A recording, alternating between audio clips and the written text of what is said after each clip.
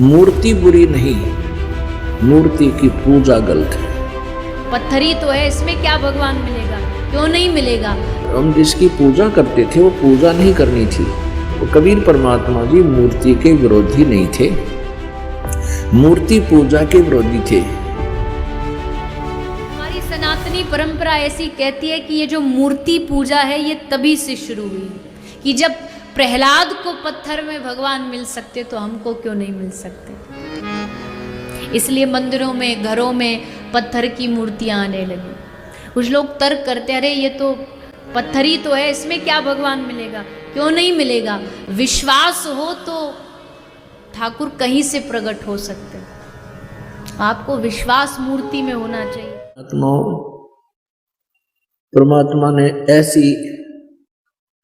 ऐसी गहरी और गूढ़ रहस्य की वाणियां हमें सुनाई हैं, बोली हैं, लेकिन इन काल के दूतों ने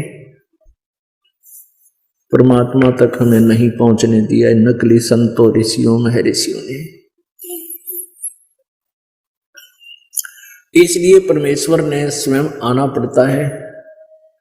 स्वयं आए थे 600 वर्ष पहले, सन 1398 में, ज्येष्ठ सन 1455, विक्रमी संवत 1455, ज्येष्ठ सुदी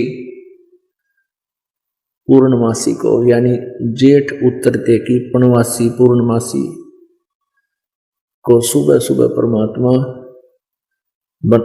काशी शहर में बने हुए एक लहर तारा नामक तालाब में विकसित कमल के फूल पर आके नवजात शिशु रूप धारण किया था। सतलोक से चल कर आए थे।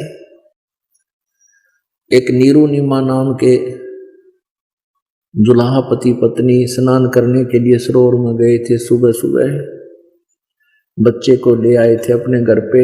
वो जुलाहा थे। जुलाहे का कार्य करने के कारण परमात्मा भी जुलाहा कहलाए, यानी कर्म से ही जाति बनती है, कोई जाति जन्म से नहीं होती। तो वो परमात्मा 600 वर्ष पहले आए थे। और परमात्मा परमेश्वर जो लीला किया करते हैं वो तो परमात्मा वैसी ही लीला किया करते हैं। जैसे सूर्य उदय होता है तो अंधेरे का नाश किया ही करता है, ऐसे ही परमात्मा, ये लक्षण है, ये उसका सूर्य के बारे में, ये सूर्य के गुण हैं। तो ऐसे ही परमेश्वर के गुण हैं जो वेदों में, गीता जी में लिखे हुए हैं। तो जो गुण परमात्मा के होते हैं वो कबीर परमेश्वर जी ने 600 वर्ष पहले वो चित्रार्थ कर रखे हैं। और आज हम अपने भगवान को पहचान लेंगे, क्योंकि हम वेदों को श्रेष्ठ मानते हैं। वास्तव में वेद श्रेष्ठ हैं ही, सत्य हैं। और वेदों में जो लिखा है वो हमें मानना अवश्य चाहिए। पुराणों में जो लिखा है, पुराणों को भी हम, विशेषकर हिंदू समाज के, तो पुराणों को हम शिरोधार्य ही मानते हैं। तो जो पुराणों में आज वर्णन है वो हमें आज भी मानना चाहिए। पहले हम नहीं समझ सके, हमारे को गलत गाइड कर दिया नकली संतों, ऋषियों ने, गुरुओं ने, ब्राह्मणों ने, तो हम अभी तक भ्रमित थे। अब हमें दिशा मिल गई, रोशनी, अंधेरे में हम भटक रहे थे, रोशनी हुई, सूर्य उदय हुआ इस तत्व ज्ञान का। इसकी रोशनी में अब हम सुमार्ग पर चलेंगे और चलना चाहिए। ये हमारा एक बुद्धिमान व्यक्ति का कर्तव्य होता है। तो परमात्मा ने 600 वर्ष पहले जब आए थे वो लीला की थी, जिसका समर्थन आज वेद कर रहे हैं, जिसका समर्थन गीता जी कर रही है, जिसका समर्थन जो ज्ञान परमात्मा ने दिया था उसका समर्थन आज पुराण कर रही है, कुरान कर रही है, बाइबल कर रहा है। तो पुण्यात्माओं, आज हम अपने भगवान को पहचान लेंगे। पहले हमारे को किसी ने कुछ भगवान बता दिया, एक मिट्टी का रख दिया कोई खिलौना सा, ये तेरा भगवान, हमने वो ही मान लिया, क्योंकि हमें परमात्मा की चाह थी, आज भी है। अब जैसे मूर्ति रख दी भगवान की, श्री कृष्ण जी की, विष्णु जी की, तो हमने स्वीकार कर लिया। विष्णु जी के गुणगान उन्होंने सुनाए, हमें मान लिया। कहाँ से सुनाए उन्होंने विष्णु जी और ब्रह्मा शिव जी के गुणगान, गुण कहाँ से सुनाए?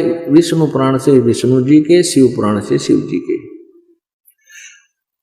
तो किसी ने बताया कि भगवान की मूर्ति है, इसी की पूजा से तेरा मोक्ष हो जाएगा। हमने वो भी शुरू कर दिया। ये भूल थी, ये गलत था।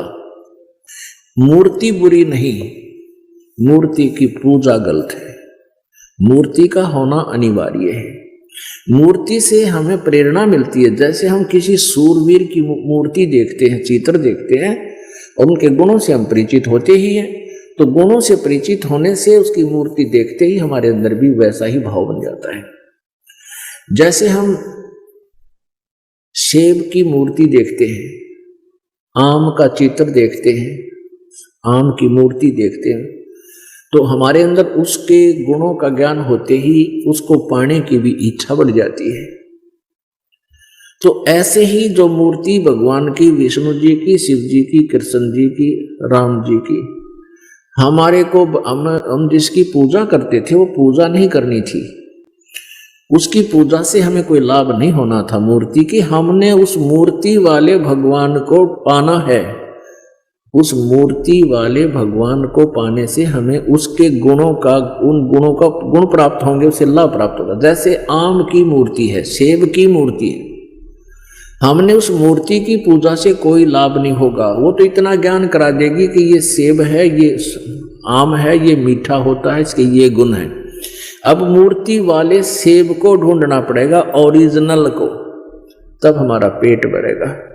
तो कबीर परमात्मा जी मूर्ति के विरोधी नहीं थे, मूर्ति पूजा के विरोधी थे। इन ढीठ लोगों ने हमें इतना रूढ़िवादी बना दिया कि हम केवल मूर्ति की ही उसी का घंटी बंटी बजा के उसके तिलक तिलक ला के श्रृंगार करने में लागे रहते। इतने उसके श्रृंगार में लाग गए, इतना ठीक है, खराब हो रही हो तो पोछा मार दे, कपड़ा साफ करके प्रणाम करो मूर्ति को, क्योंकि भगवान को उस मूर्ति को प्रणाम कर, परमात्मा को प्रणाम होता है। ये श्रद्धा हमारी बनती है, भाव बनता है। लेकिन पूजा और सत्कार में अंतर होता है।